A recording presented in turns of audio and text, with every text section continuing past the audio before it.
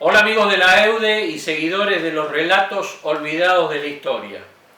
La editorial universitaria del Ejército tiene el honor de presentar al coronel Miguel Ángel Huergo, que nos va a hablar de la importancia que ha tenido la logística en el conflicto del Atlántico Sur.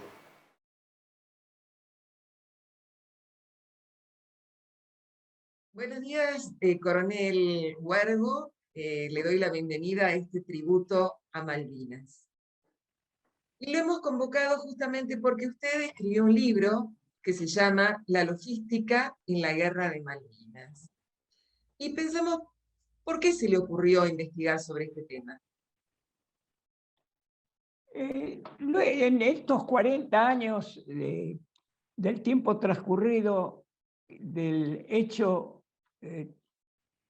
de la guerra de Malvinas, se escribió muchísimo y el tema logístico solo fue mencionado de modo tangencial cuando se hacía una referencia a que había falencia de algún tipo de abastecimiento y no mucho más que eso. Se hicieron estudios profundos desde el punto de vista operativo, etcétera. Pero de logística, referencias parciales.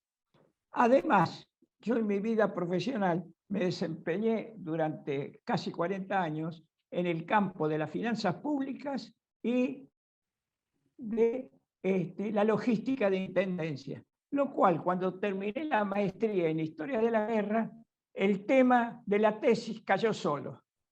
Y Ahora, eso me llevó a analizar, buscar, revolver archivos.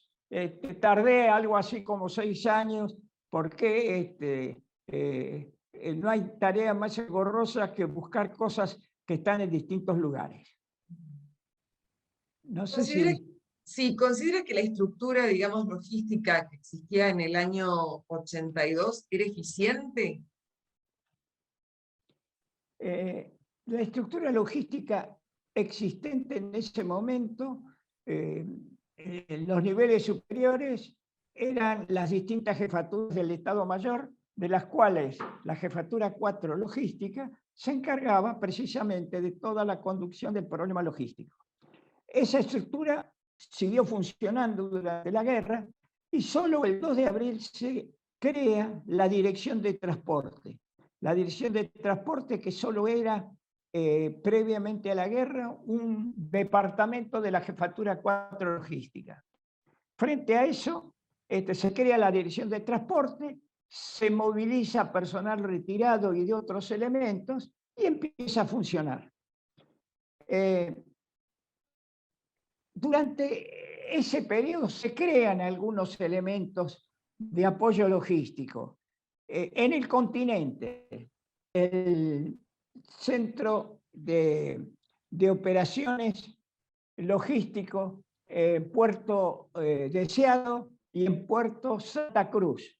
Y en Comodoro Rivadavia se crea un centro de operaciones conjuntas que funcionaba en las instalaciones del Quinto Cuerpo y formado por los 3 comandantes superiores en la zona de cada fuerza.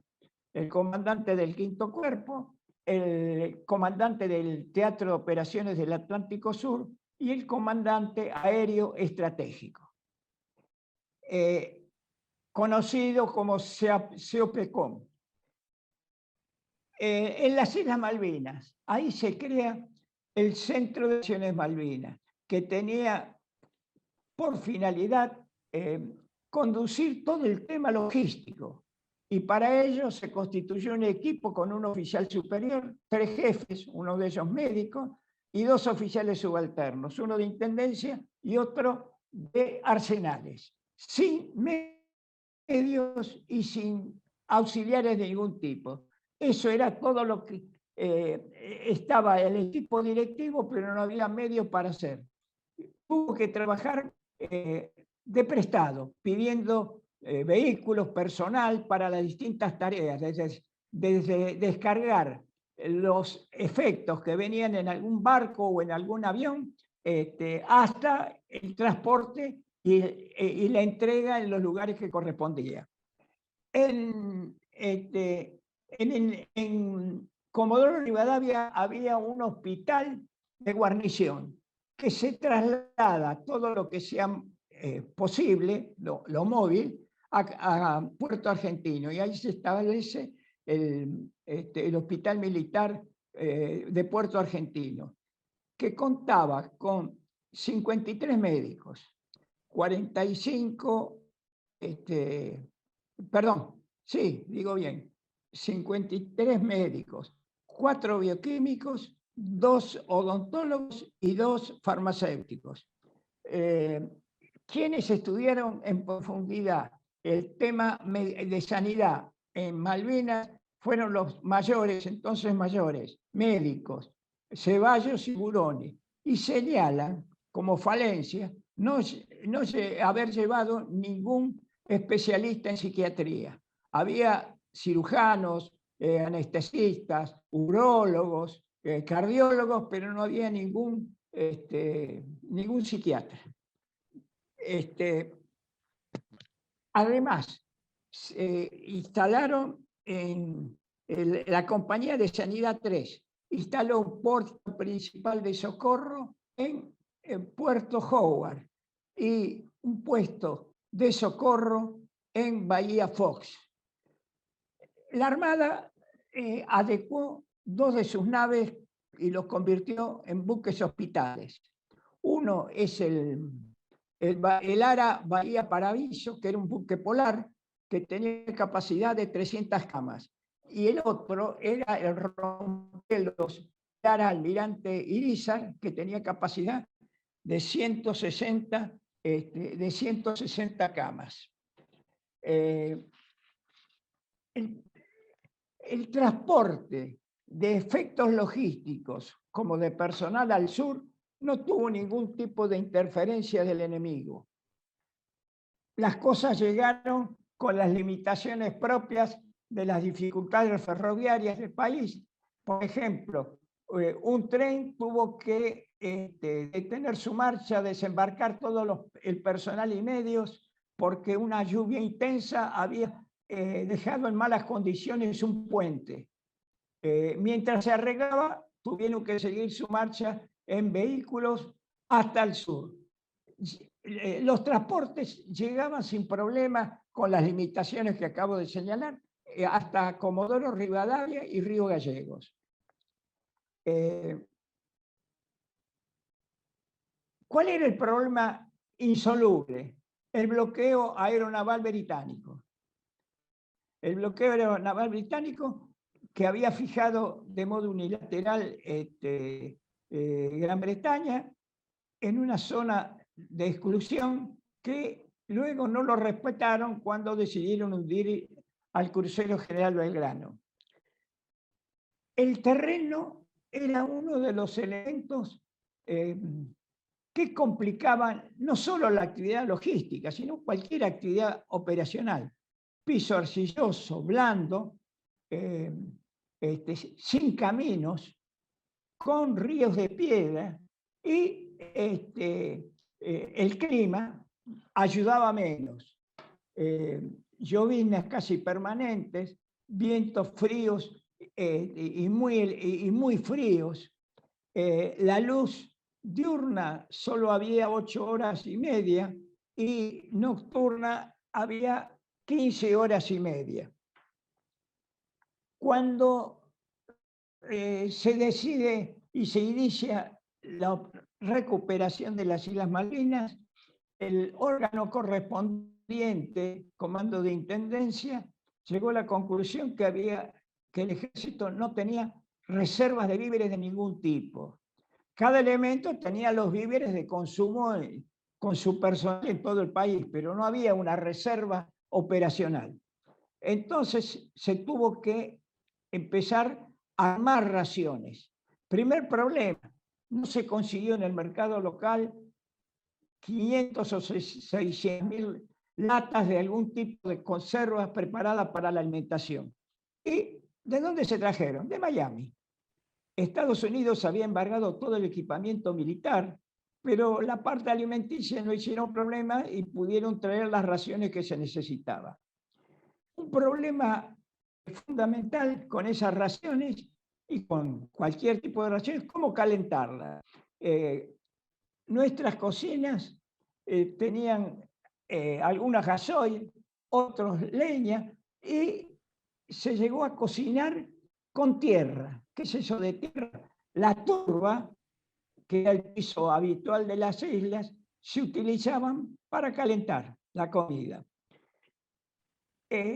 Los víveres que se compraron se empezaron a aparcar en Palomar, en el batallón de Intendencia 601, pero rápidamente fue muy pequeño el lugar y se crea un destacamento en la rural, en uno de los grandes galpones de la rural. Hubo personal de esa tarea, pero el movimiento de todo eso no había ningún tipo de maquinaria, era todo a mano. Se pidió colaboración a la población y llegaron a concurrir alrededor de 20.000 personas en distintos momentos que trabajaron sin descanso para preparar las raciones. De esa manera se mandaron al sur poco más de 500.000 raciones. El transporte terrestre. Los víveres salían en camiones de Buenos Aires y a medida que iban pasando por los distintos lugares donde había instalaciones del Automóvil Club, se comunicaba que el camión había llegado a tal lugar y seguía sin novedad. Para transportar los efectos, tanto víveres como material en general y sobre todo munición, se contrataron empresas privadas. 10 empresas privadas con 82 camiones transportaron los víveres que se necesitaban y que se llevaron al sur. Para la munición fueron 30 empresas con 264 camiones que fueron utilizadas para el transporte de la munición. El ferrocarril con todos los problemas que vienen de larga data. En ese momento las líneas tenían como mínimo 40 años de antigüedad, con problemas de todo tipo.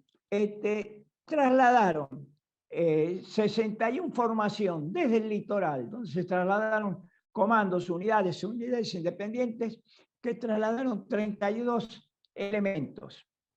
Por agua se trasladó a Malvinas y se utilizaron 8 naves, de las cuales 3 fueron hundidas.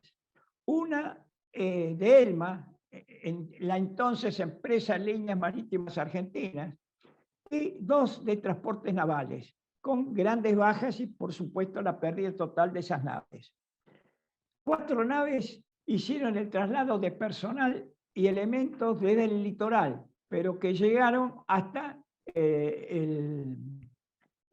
hasta el sur patagónico. Fue un viaje de ida y de vuelta y trasladaron 8 elementos. El Centro Coordinador de Movimiento 601, acá en Buenos Aires, del transporte, registró la realización de la actividad aérea de transporte. 132 vuelos transportando más de 12.000 hombres y más de 800 toneladas de carga. Hay información y publicaciones de la Fuerza Aérea que dan otras cifras, pero yo tomé las de la Dirección de Transporte. El gran problema en todo esto fue el bloqueo aeronaval británico. Ahí vemos que en ese bloqueo, que fue realmente eficaz, hubo barcos como el Córdoba, que cargaba de todo tipo de abastecimientos y medios, que no salió de puerto, no pudo salir. Otros trasladaron elementos, por ejemplo el Formosa, trasladó elementos para facilitar la construcción de defensas, de protección, etcétera, porque el ferrocarril había donado durmientes y rieles para facilitar las posiciones. Y Asíndar había donado rollos de alambre. Esas cosas se mandaron en los primeros viajes, y hubo viajes en que por el ataque aéreo del enemigo no pudieron desembarcar, volvieron a Buenos Aires, volvieron otra vez a Malvinas, descargaron una pequeña parte y nunca pudieron descargar el total de esos elementos. El bloqueo realmente fue eficaz. Así perdimos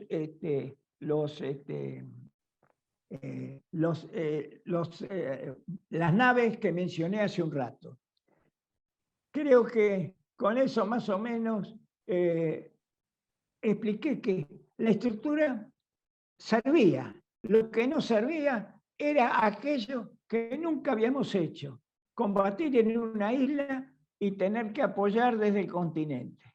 Ahí empezaron los problemas serios. Coronel, no sé si le completo.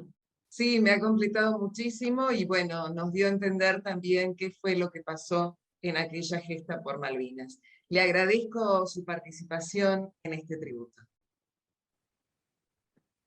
No, al contrario, ha sido un placer.